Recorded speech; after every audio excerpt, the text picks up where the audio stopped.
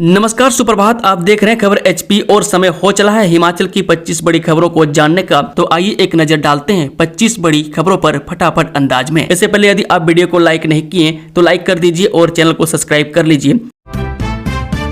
हिमाचल में चेहरे की पहचान से मिलेगा छात्रवृत्ति का लाभ, सत्यापन की प्रक्रिया में बदलाव।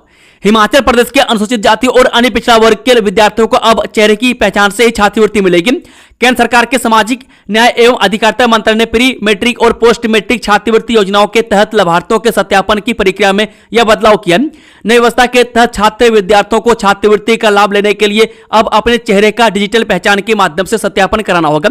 फर्जी आवेदनों और गलत दावों पर रोक लगाने के लिए यह फैसला लिया गया है। जेबीटी से टीजीटी हिंदी के पदों पर दी पदोन्नति पर रोक, हाईकोर्ट ने जारी की नोटिस। हिमाचल प्रदेश हाईकोर्ट ने शिक्षा विभाग में कार्यरत जेबीटी शिक्षकों को भाषा शिक्षक टीजीटी हिंदी के पद पर दी गई पदोन्नति पर रोक लगा दी। न्यायाधीश अजय मोहन गोयल की अदालत ने कहा कि पदोन्नति को जारी रहने दिया तो यह अधिकारियों की ओर से की गई एक गैर कानूनी कार्रवाई को वैधता प्रदान करने जैसा होगा। अदालत ने मामले से जुड़े सभी प्रतिवादियों को नोटिस जारी कर दिए और राज्य सरकार को अगली सुनवाई 5 अगस्त को अपना जवाब दाखिल करने का निर्देश दिया है। मामले की अगली सुनवाई 7 अगस्त को होगी। गौरतलब है कि शिक्षा विभाग ने सेवारत जेबीटी शिक्षक को भाषा शिक्षक के पदों पर पदोन्नत करने के लिए एक विभागीय पदोन्नति समिति का गठन किया था। स्कूल शिक्षा निदेशक ने चंबा के प्रारंभिक शिक्षा उप निदेशक को निर्देश दिए थे कि उन्हीं जेबीटी शिक्षकों की पदोन्नति पर विचार हो जो पुराने भर्ती और पदोन्नति 2009 के नियमों के तहत योग्यता और कार्यकाल पूरा करती हो। हिमाचल सरकार का पंचायतों को विकास योजना तैयार करने का निर्देश ई ग्राम स्वराज पोर्टल पर अपडेट करनी होगी। पंचायती राज मंत्रालय ने सभी पंचायतों को 15 अगस्त 2026 तक अपनी विकास योजनाएं ई ग्राम स्वराज पोर्टल पर अपलोड करने का निर्देश दिया। यह पहल सर्व वित्त आयोग की सिफारिशों पर आधारित है। पंचायती राज मंत्रालय ने सभी राज्यों और केंद्र शासित प्रदेशों को निर्देश दिए हैं कि सभी पंचायतें अपनी विकास योजनाएं तैयार कर उन्हें 15 अगस्त 2026 तक ई ग्राम स्वराज पोर्टल पर अपलोड करें। सर्व वित्त आयोग की सिफारिशों के बाद ई ग्राम स्वराज पोर्टल को अपलोड किया गया।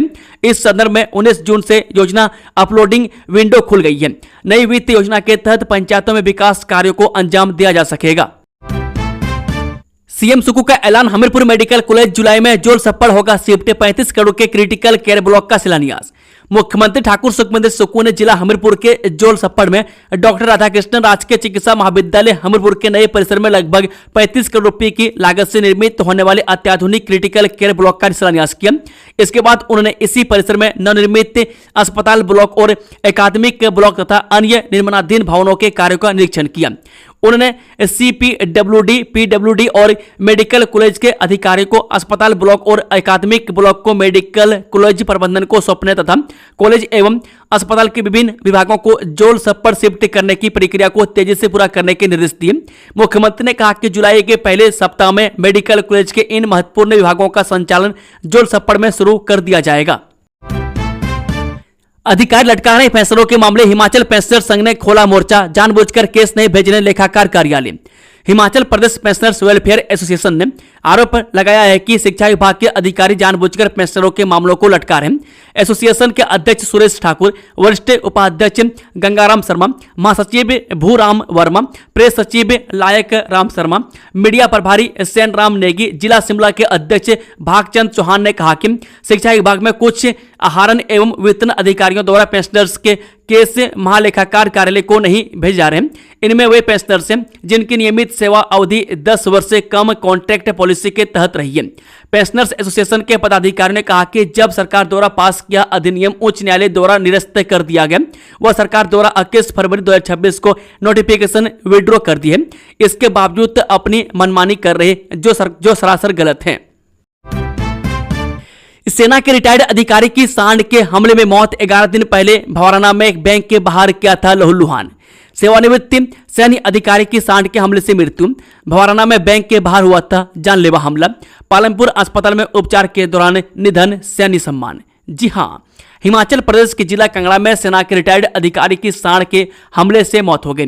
भवाराना क्षेत्र में 11 दिन पहले सांड ने रिटायर्ड ऑनरेरी कैप्टन संसार चंद पटियाल पर हमला कर दिया था।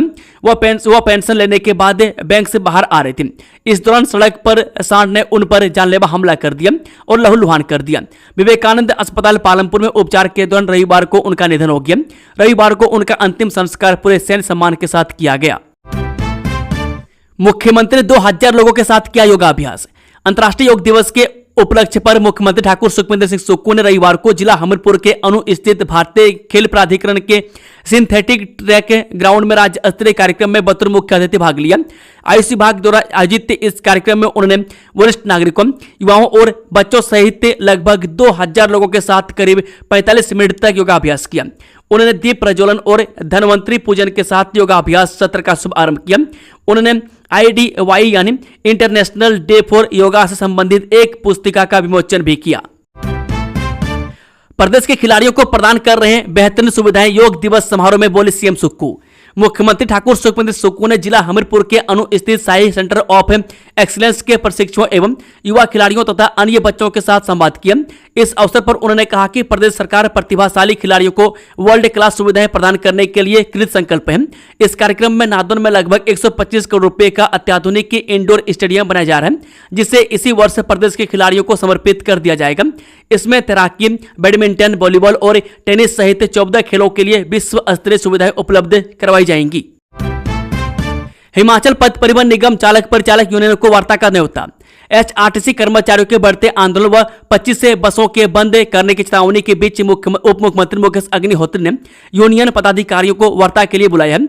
निगम प्रबंधन की ओर से जारी पत्र के अनुसार चालक एवं परिचालक यूनियनों के प्रतिनिधियों के साथ 23 जून को सुबह 11 बजे उप मुख्यमंत्री के कार्यालय हिमाचल सचिवालय शिमला में बैठक आयोजित की जाएगी। पत्र में HRTC चालक यूनियन के अध्यक्ष मान सिंह ठाकुर व परिचालक यूनियन के अध्यक्ष प्रीति महेंद्र को बैठक में शामिल होने के लिए आमंत्रित किया गया। मैं साथ ही दोनों यूनियन से 5-5 प्रतिनिधियों को भी बैठक में लाने का आग्रह किया गया। बैठक में यूनियनों द्वारा पूर्व में दिए गए मांग पत्र में उठाए गए विभिन्न मुद्दों पर चर्चा और समाधान तलाशने का प्रयास किया जाएगा। हाल ही में विभिन्न मांगों को लेकर कर्मचारियों द्वारा आंदोलन और विरोध प्रदर्शन किए गए थे, जिसके बाद यह बैठक महत्वपूर्ण मानी जा रही है। एक खड्ड में डूबा 16 वर्षीय छात्र, परिजनों का रो रो करके बुरा हाल। उपमंडल घुमारवी के सकरोहा क्षेत्र में एक दर्दनाक हादसे में 16 वर्षीय छात्र की मनी खड्ड में डूबने से मौत हो गई। मृतक की पहचान अरमान सिंह पुत्र गौतम सिंह निवासी गांव जबलियाना डाकघर ननावा के रूप में हुई है। इस दुखद घटना से पूरे क्षेत्र में शोक की लहर है, जबकि परिजनों का रो रो करके बुरा हाल है। हिमाचल भविष्य की चुनौतियों के लिए लोक निर्माण विभाग को बनाएगा आधुनिक और मजबूत, बोले सीएम सुक्खू। हिमाचल प्रदेश के मुख्यमंत्री सुखविंदर सिंह सुक्खू ने शनिवार को कहा कि राज्य सरकार लोक निर्माण विभाग को मजबूत और तकनीक संचालित बनाने के लिए व्यापक सुधार कर रही है। उन्होंने कहा कि राज्य सरकार का लक्ष्य है कि यह विभाग भविष्य के बुनियादी ढांचे और आपदा से जुड़ी चुनौतियों का सामना प्रभावी ढंग से कर सके। लोक निर्माण विभागों में गुणवत्ता आश्वासन पर यहां आयोजित उत्तर क्षेत्र अंतर्राज्य संवादात्मक सत्र को संबोधित करते हुए सुक्खू ने कहा कि हिमाचल प्रदेश ने पिछले 3 वर्षों में कई प्राकृतिक आपदाओं का सामना किया है। राज्य में संपर्क तथा बुनियादी ढांचे को बहाल करने में PWD की भूमिका सराहनीय रही है। इस सत्र में हिमाचल प्रदेश, जम्मू कश्मीर, हरियाणा, पंजाब, उत्तराखंड और राजस्थान के वरिष्ठ अधिकारियों और इंजीनियरों ने भाग लिया। मुख्यमंत्री ने कहा कि जलवायु परिवर्तन और प्राकृतिक आपदाओं का प्रभाव हिमाचल प्रदेश पर पहले से ही दिखाई दे रहा है। आने वाले वर्षों में अन्य राज्यों को भी ऐसी चुनौतियों का सामना करना पड़ सकता है। उन्होंने कहा कि राज्य का लगभग 90% भौगोलिक क्षेत्र पहाड़ी होने के कारण सड़क संपर्क एक बुनियादी आवश्यकता बनी हुई है। मोदी के नेतृत्व में योग एक प्राचीन भारतीय परंपरा से विश्वव्यापी जन आंदोलन के रूप में विकसित हुआ, अनुराग ठाकुर।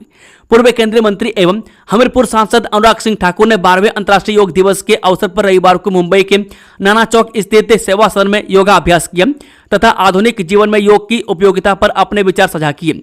इस अवसर पर उन्होंने कहा कि योग तनाव मुक्त जीवन का साधन है तथा एक स्वस्थ, संतुलित और शांतिपूर्ण विश्व के निर्माण की दिशा में सार्थक माध्यम है। इस वर्ष अंतर्राष्ट्रीय योग दिवस की थीम स्वस्थ वृद्धा अवस्था के लिए योग रही। मैं सेवा सदन में आयोजित विशेष कार्यक्रम में SRMD वेलनेस की ग्लोबल हेड आत्मप्रीत डॉक्टर मानसी के मार्गदर्शन में योग, ध्यान एवं साउंड हीलिंग सत्र का आयोजन किया गया, जिसमें अनुराग सिंह ठाकुर और महाराष्ट्र सरकार के मंत्री मंगल प्रभात लोढ़ा भी उपस्थित रहे। अंतर्राष्ट्रीय योग दिवस पर बढेड़ा में जिला स्तरीय कार्यक्रम आयोजित 600 प्रतिभागियों ने किया योगाभ्यास। अंतर्राष्ट्रीय योग दिवस के अवसर पर रविवार को him caps nursing and law college परिसर बढेड़ा में जिला स्तरीय योग कार्यक्रम आयोजित किया गया। इस वर्ष की थीम स्वस्थ आयु के लिए योग्य फॉर हेल्थी एजिंग के अनुसार आयोजित कार्यक्रम में प्रातः 6:30 बजे से 7:30 बजे तक चले 1 घंटे के योग सत्र में प्रशिक्षुओं, विद्यार्थियों, विभिन्न विभागों के अधिकारियों, कर्मचारियों तथा स्थानीय लोगों सहित लगभग 600 प्रतिभागियों ने उत्साहपूर्वक भाग लिया। टाहलीवाल फायर पोस्ट बना सब फायर स्टेशन, 16 नए पद और 2 अत्याधुनिक वाहन मंजूर। जी, हरोली विधानसभा क्षेत्र को प्रदेश सरकार ने एक और बड़ी सौगात दी है। सरकार ने टाहलीवाल फायर पोस्ट को तत्काल प्रभाव से सब फायर स्टेशन के रूप में अपग्रेड करने की अधिसूचना जारी कर दी है। इसके साथ ही 16 नए पदों के सृजन तथा 2 अत्याधुनिक अग्निशमन वाहनों की व्यवस्था को भी मंजूरी प्रदान की गई है। उप मुख्यमंत्री एवं हरोली के विधायक मुकेश अग्निहोत्री ने कहा कि टाहलीवाल औद्योगिक क्षेत्र और आसपास के क्षेत्र में औद्योगिक गतिविधियों के विस्तार को देखते हुए लंबे समय से सब फायर स्टेशन की आवश्यकता महसूस की जा रही थी। प्रदेश सरकार ने जनहित को प्राथमिकता देते हुए इस मांग को पूरा किया। में जारी अधिसूचना के अनुसार नए सब फायर स्टेशन में 1 सब फायर अधिकारी, 1 लीडिंग फायरमैन, 10 फायरमैन तथा 4 ड्राइवर कम पंप ऑपरेटर के पद सृजित किए गए। में इसके अलावा स्टेशन के लिए 1 वाटर ब्राउजर और 1 CO2 फायर वाहन भी उपलब्ध कराया जाएगा। दिल की बीमारी का इंजेक्शन निकला नकली, दवा निर्माता कंपनी के खिलाफ बड़ी कार्रवाई। हिमाचल प्रदेश राज्य औषधि प्रशासन ने हृदय रोगियों के इलाज में इस्तेमाल होने वाले एक महत्वपूर्ण इंजेक्शन के नकली पाए जाने का मामला सामने आने के बाद काला अम्ब स्थित एक दवा निर्माता कंपनी के खिलाफ बड़ी कार्रवाई की है। केंद्रीय औषधि परीक्षण प्रयोगशाला मुंबई की रिपोर्ट के आधार पर कंपनी के सभी दवा निर्माण लाइसेंसों को तत्काल प्रभाव से रद्द कर दिया गया। वह कंपनी द्वारा निर्मित और लाइसेंस से प्राप्त सभी उत्पादों के निर्माण, बिक्री और वितरण पर भी रोक लगा दी गई है। कंप्यूटर शिक्षक भर्ती के पाठ्यक्रम में B.Ed विषय शामिल है या नहीं, आयोग ने जारी किया स्पष्टीकरण। हिमाचल प्रदेश राज्य चयन आयोग ने कंप्यूटर शिक्षक भर्ती परीक्षा की तैयारी कर रहे अभ्यर्थियों के लिए महत्वपूर्ण स्पष्टीकरण जारी किया। आयोग के सचिव डॉक्टर विक्रम महाजन ने बताया कि पोस्ट कोड 26,032 के अंतर्गत आयोजित की जाने वाली कंप्यूटर शिक्षक भर्ती परीक्षा के लिए आयोग की आधिकारिक वेबसाइट पर 24 अप्रैल को अपलोड किए गए पाठ्यक्रम में तकनीकी त्रुटि के कारण 1 वर्षीय B.Ed कोर्स के विषयों से संबंधित पाठ्यक्रम भी शामिल हो गया था। मैं डॉक्टर विक्रम महाजन ने कहा कि आयोग द्वारा निर्धारित वास्तविक पाठ्यक्रम के अनुसार ही परीक्षा आयोजित की जाएगी और प्रश्न पत्र भी उसी आधार पर तैयार किया जाएगा। ऐसे में उम्मीदवारों को किसी भी प्रकार की अफवाह या भ्रामक जानकारी पर ध्यान देने के बजाय आयोग द्वारा जारी आधिकारिक दिशा निर्देशों का पालन करना चाहिए। आयोग के सचिव ने सभी आवेदकों से अपील की है कि वे परीक्षा की तैयारी केवल सही और संशोधित पाठ्यक्रम के आधार पर करें। मैं डॉक्टर विक्रम महाजन ने कहा कि प्रतियोगी परीक्षाओं में सफलता के लिए पाठ्यक्रम की सही जानकारी होना बेहद आवश्यक है और किसी भी भ्रम की स्थिति में अभ्यर्थी आयोग की आधिकारिक वेबसाइट से जानकारी प्राप्त कर सकते हैं। बिजली बोर्ड में पदोन्नति की सौगात, 3 अंडर सेक्रेटरी बने डिप्टी सेक्रेटरी। बिजली बोर्ड ने प्रशासनिक ढांचे को और मजबूत करने की दिशा में एक अहम कदम उठाते हुए 3 अंडर सेक्रेटरी अधिकारियों को पदोन्नति का तोहफा दिया। विभागीय पदोन्नति समिति यानी कि DPC की सिफारिशों के आधार पर जारी आदेशों के तहत इन अधिकारियों को डिप्टी सेक्रेटरी के पद पर पदोन्नत किया गया है। हिमाचल महिलाओं के पास 12,300 महीना कमाने का सुनहरा मौका, जाने आवेदन की आखिरी तारीख। हिमाचल प्रदेश राज्य विद्युत बोर्ड लिमिटेड ने Himachal Pradesh power sector development programme के तहत महिला अभ्यर्थियों के लिए 1 वर्षीय अप्रेंटिसशिप प्रशिक्षण कार्यक्रम शुरू करने की प्रक्रिया तेज कर दी है। वह बोर्ड प्रबंधन की ओर से जारी अधिसूचना के अनुसार आवेदन जमा करने की अंतिम तारीख 13 जुलाई निर्धारित की गई है। वह चयनित अभ्यर्थियों को प्रशिक्षण अवधि के दौरान प्रतिमाह 12,300 रुपये का स्टाइपेंड दिया जाएगा। हालांकि उन्हें आवास, HRA, यात्रा भत्ता अथवा किसी अन्य प्रकार की अतिरिक्त सुविधा उपलब्ध नहीं करवाई जाएगी। दियोटसीद में सड़क धंसने से खाई में गिरा रेत से भरा ट्रक, चालक समेत 2 घायल। विश्व प्रसिद्ध सिद्धपीठ बाबा बालकनाथ धाम दियोटसीद में एक बड़ा हादसा होने से टल गया। यहां सड़क किनारे मिट्टी धंसने से रेत से लदा एक ट्रक अनियंत्रित होकर करीब 10 मीटर नीचे खाई में जा गिरा।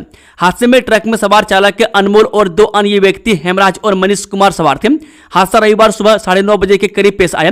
हादसे में ट्रक चालक अनमोल और हेमराज को चोटें आई हैं, जिन्हें इलाज के लिए अस्पताल में भर्ती करवाया गया है। ओजोन तकनीक से शुद्ध पानी पिलाएगा विभाग, पेयजल शोधन के लिए ओजोनाइजेशन विधि पर काम शुरू। राज्य के शहरी स्थानीय निकायों में पेयजल शोधन के लिए ओजेनाइजेशन तकनीक को अपनाने की तैयारी शुरू हो गई है।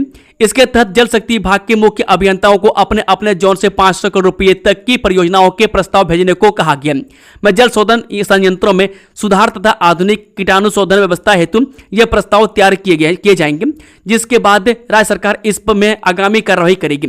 मुख्यमंत्री सुखविंदर सिंह अपने बजट भाषण में ओजेनाइजेशन तकनीक अपनाने की घोषणा की थी, लिहाजा वह घोषणा को मूर्त रूप देने के लिए प्रदेश में तैयारी आरंभ हो गई है।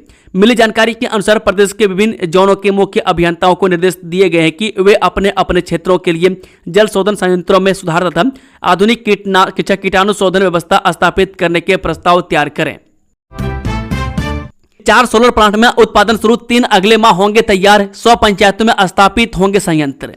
जी हां, हिमाचल को ग्रीन एनर्जी स्टेट बनाने की कवायद में राज्य सरकार के ग्रीन पंचायत कार्यक्रम के तहत स्थापित 4 सोलर प्लांट में बिजली उत्पादन आरंभ हो गया है, जबकि 3 अन्य संयंत्रों में जुलाई माह तक उत्पादन शुरू हो जाएगा।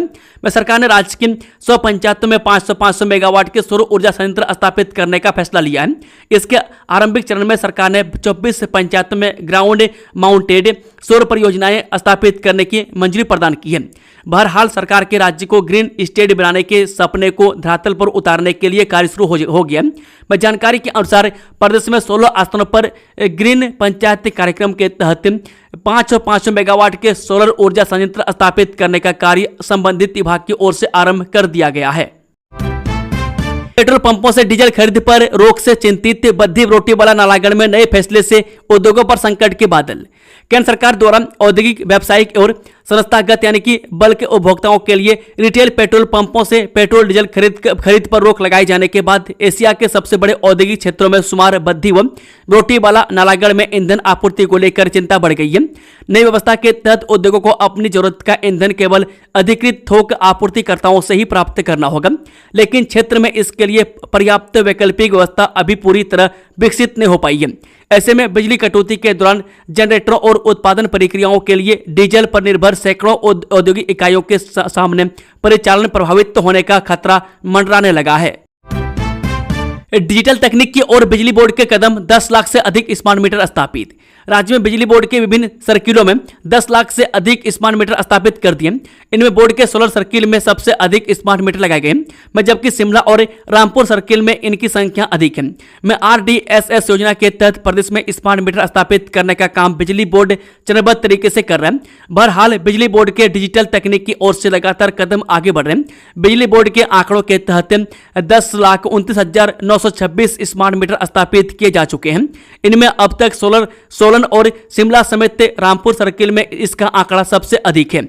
सोलन सर्किल के तहत आते क्षेत्रों में 2,78,071, शिमला सर्किल में 2,30,453 तथा रामपुर सर्किल में 1,61,961 स्मार्ट मीटर लगाए जा चुके हैं। गाली गलौज करने से रोकना पड़ा भारी, घर में घुसकर पिता पुत्र पर किया दरार से हमला, मामला दर्ज। हिमाचल प्रदेश के मंडी जिले के जोगिंदर नगर उपमंडल से एक हैरान कर देने वाला मामला सामने आया है। यहां शनिवार रात को 3 युवकों ने एक घर पर धावा बोलकर पिता और बेटे पर दराट से हमला कर दिया। इस हमले में पिता पुत्र दोनों घायल हुए हैं। पूरी वारदात पड़ोस में लगे एक CCTV कैमरे में कैद हो गई है, जिसकी फुटेज को कब्जे में लेकर पुलिस ने हमलावरों की तलाश तेज कर दी है। सोलन में भीषण सड़क हादसा, अज्ञात व्यक्ति को ट्रक ने कुचला, मौके पर ही मौत।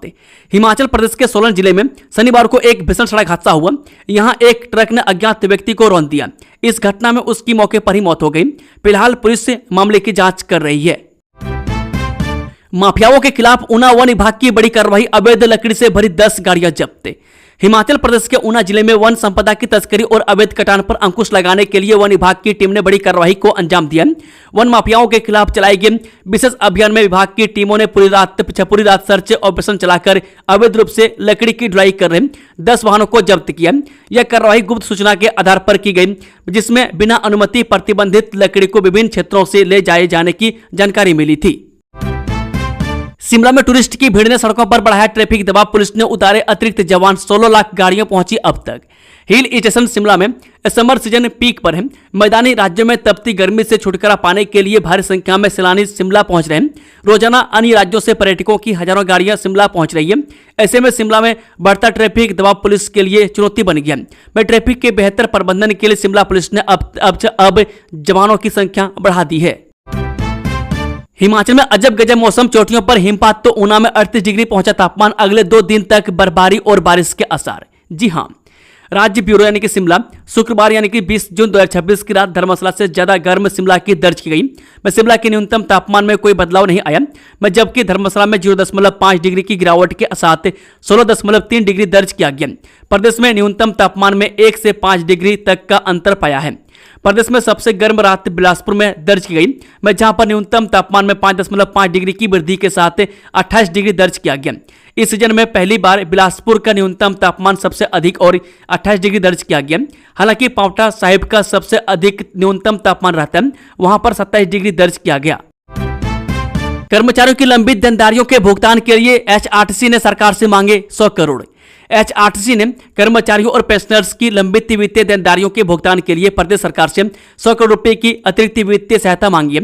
निगम प्रबंधन ने ओवर टाइम अलाउंस के बकाया भुगतान को लेकर सरकार को प्रस्ताव भेजा है, ताकि लंबे समय से लंबित देनदारियों का निपटारा किया जा सके। प्रबंधन का मानना है कि अतिरिक्त धनराशि मिलने से कर्मचारियों की लंबित मांगों को पूरा करने में राहत मिलेगी और निगम की कार्यप्रणाली भी प्रभावित नहीं होगी। जानकारी के अनुसार प्रदेश सरकार ने एचआरटीसी के गोल्डन जुबली समारोह के दौरान कर्मचारियों को लंबित ओवर टाइम अलाउंस से भुगतान का आश्वासन दिया था। भट्टा कुफर फल मंडी में टाइड मैन सेब की दस्तक, 1100 रुपये पेटी बिकी। जी हां, राजधानी शिमला की भट्टा कुफर फल मंडी में सेब सीजन की औपचारिक शुरुआत हो गई है। रविवार को मंडी में टाइड मैन वैरायटी के सेब की पहली खेप पहुंची, जिसकी एक पेटी 1100 रुपये में बिकी। हालांकि सीजन के शुरुआती दिनों में बागवानों और व्यापारियों को जिस तरह के दामों की उम्मीद थी, बाजार उससे कुछ कमजोर नजर आया। मंडी में पहुंचे कारोबारियों का कहना है कि शुरुआती सीजन में गुणवत्ता युक्त सेब की सीमित आवक होने के बावजूद दाम अपेक्षाकृत कम रहे। इसका एक बड़ा कारण कुछ क्षेत्रों से कच्चे फल का मंडी में पहुंचना माना जा रहा है।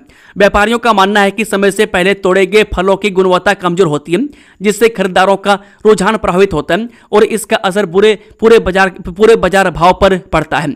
दोस्तों, खबरों का सिलसिला समाप्त होता है। अगर जानकारी पसंद आई तो वीडियो को लाइक, शेयर, चैनल को सब्सक्राइब जरूर कर ले। Thank you, all the best, जय हिंद, जय भारत।